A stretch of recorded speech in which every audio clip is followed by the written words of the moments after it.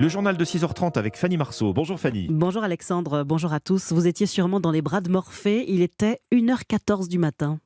3, 2, 1.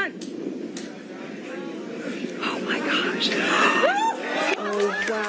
Oh my gosh, l'émotion des équipes de la NASA. Après des mois d'attente, la mission DART est enfin accomplie. Mission suicide pour protéger la planète. En fait, l'agence spatiale américaine a envoyé un vaisseau kamikaze à 11 millions de kilomètres de la Terre pour entrer en collision volontaire avec l'astéroïde Dimorphos. Objectif, être prêt au cas où un objet céleste foncerait sur nous.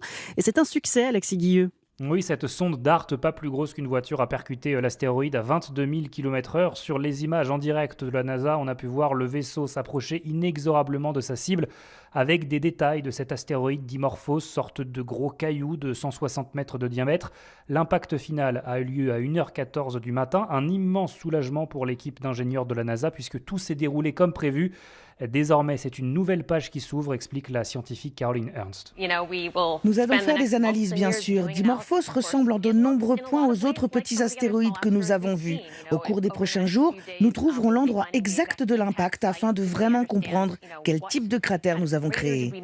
Alors, des premières images post-impact devraient être dévoilées dans les 48 heures et dans les prochaines semaines, on saura si la sonde a réussi à modifier l'orbite de Dimorphos qui tourne autour d'un autre astéroïde un peu plus grand, Didymos. Et en cas de succès, ce sera la toute première fois que l'humanité parvient à faire dévier un corps céleste de sa trajectoire, d'où l'émotion cette nuit dans les rangs de la NASA. Alexis Guilleux, correspondant d'Europe 1 aux États-Unis.